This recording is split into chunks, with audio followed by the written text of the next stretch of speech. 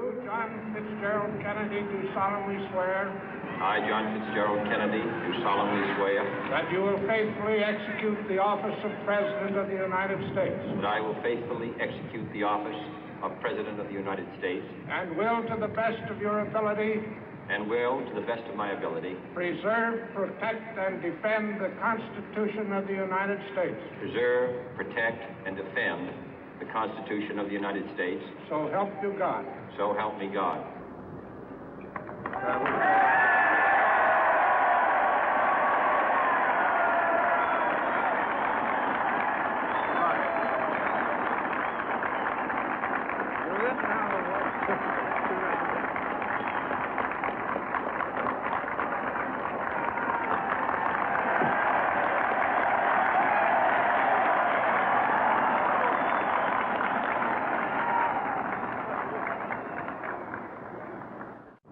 Vice President Johnson, Mr. Speaker, Mr. Chief Justice, President Eisenhower, Vice President Nixon, President Truman, Reverend clergy, fellow citizens. We observe today not a victory of party, but a celebration of freedom, symbolizing an end as well as a beginning, signifying renewal as well as change.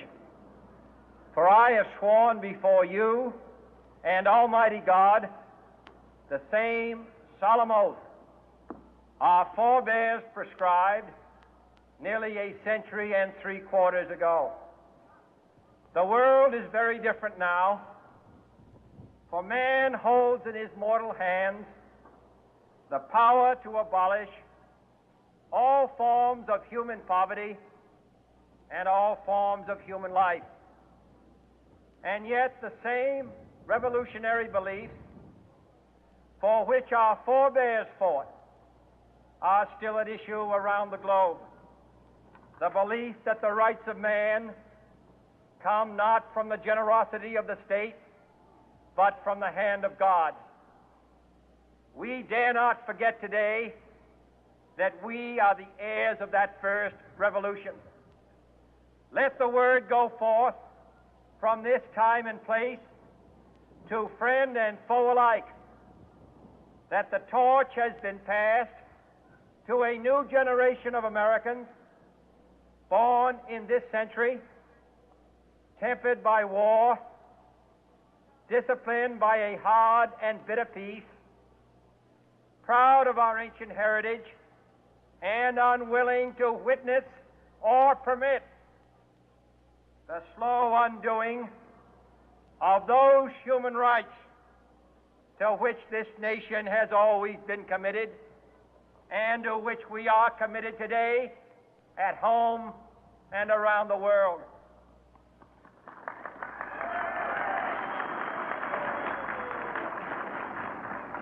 Let every nation know, whether it wishes us well or ill, that we shall pay any price, bear any burden, meet any hardship, support any friend, oppose any foe to assure the survival and the success of liberty.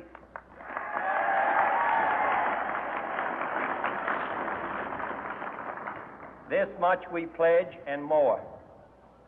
To those old allies whose cultural and spiritual origins we share, we pledge the loyalty of faithful friends. United, there is little we cannot do in a host of cooperative ventures.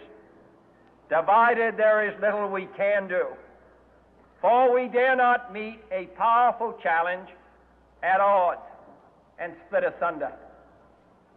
To those new states whom we welcome to the ranks of the free, we pledge our word that one form of colonial control shall not have passed away, merely to be replaced by a far more iron tyranny. We shall not always expect to find them supporting our view, but we shall always hope to find them strongly supporting their own freedom, and to remember that in the past, those who foolishly sought power by riding the back of the tiger ended up inside.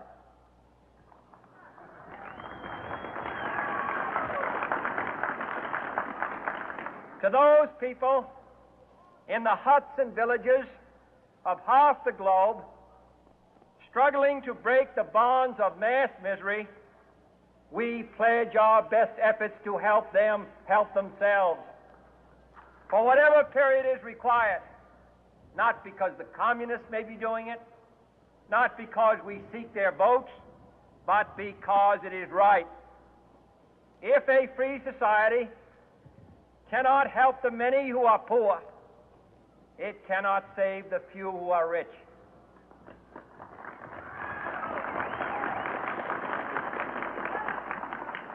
To our sister republics south of our border, we offer a special pledge to convert our good words into good deeds, in a new alliance for progress, to assist free men and free governments in casting off the chains of poverty.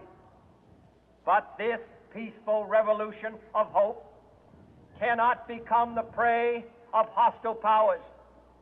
Let all our neighbors know that we shall join with them to oppose aggression or subversion anywhere in the Americas. And let every other power know that this hemisphere intends to remain the master of its own house.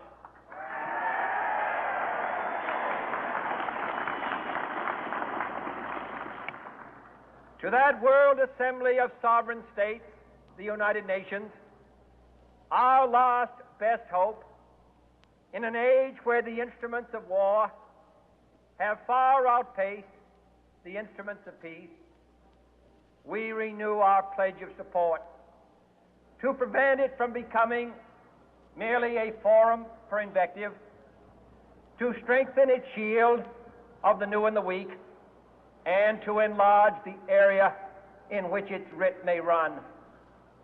Finally, to those nations who would make themselves our adversary, we offer not a pledge, but a request that both sides begin anew the quest for peace.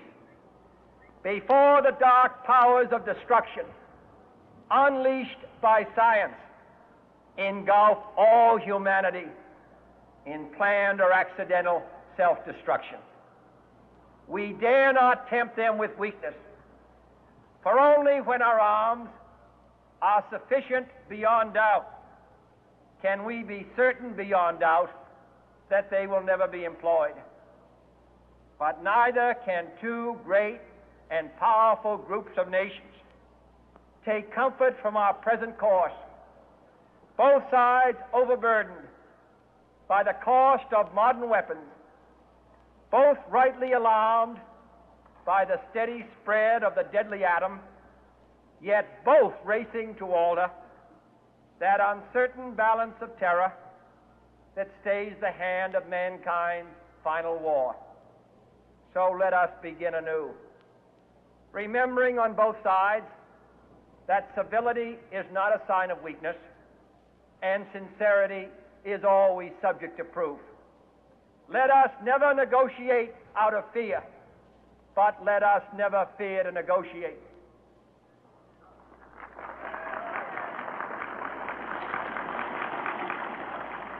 Let both sides explore what problems unite us, instead of belaboring those problems which divide us. Let both sides, for the first time, formulate serious and precise proposals for the inspection and control of arms, and bring the absolute power to destroy other nations under the absolute control of all nations.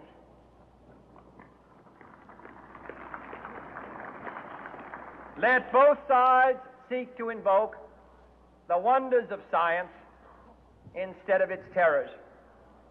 Together, let us explore the stars, conquer the deserts, eradicate disease, tap the ocean depth, and encourage the arts and commerce. Let both sides unite to heed in all corners of the earth the command of Isaiah to undo the heavy burden and let the oppressed go free. And if a beachhead of cooperation may push back the jungle of suspicion, let both sides join in creating a new endeavor, not a new balance of power, but a new world of law, where the strong are just and the weak secure and the peace preserved. All this will not be finished in the first 100 days, nor will it be finished in the first 1,000 days, nor in the life of this administration, nor even perhaps in our lifetime on this planet. But let us begin.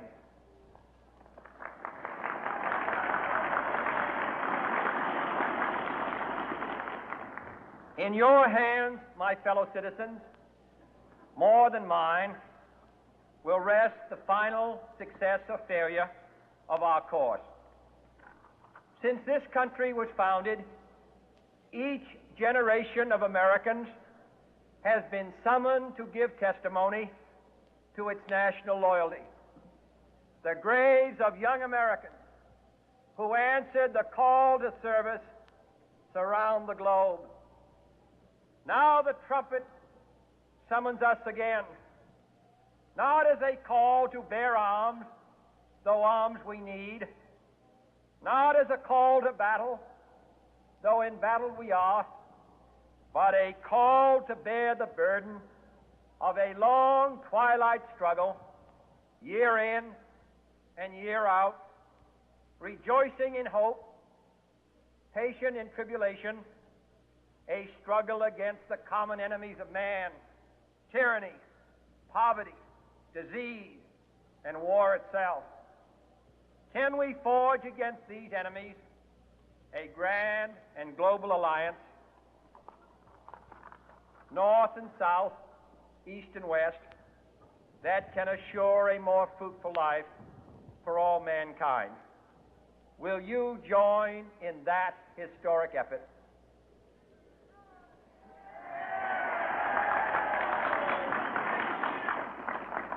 In the long history of the world, only a few generations have been granted the role of defending freedom in its hour of maximum danger. I do not shrink from this responsibility. I welcome it.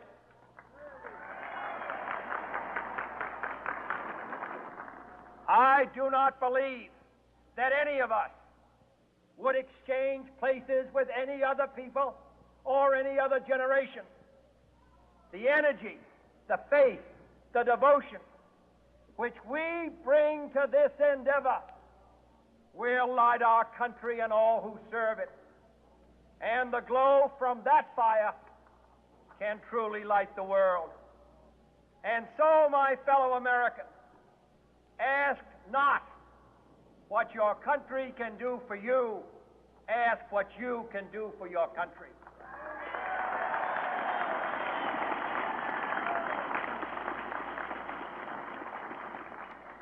My fellow citizens of the world, ask not what America will do for you, but what together we can do for the freedom of man.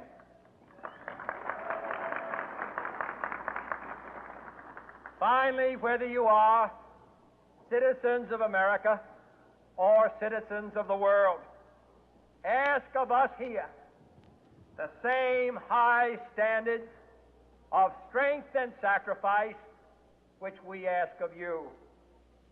With a good conscience, our only sure reward, with history the final judge of our deeds, let us go forth to lead the land we love, asking His blessing and His help, but knowing that here on earth, God's work must truly be our own.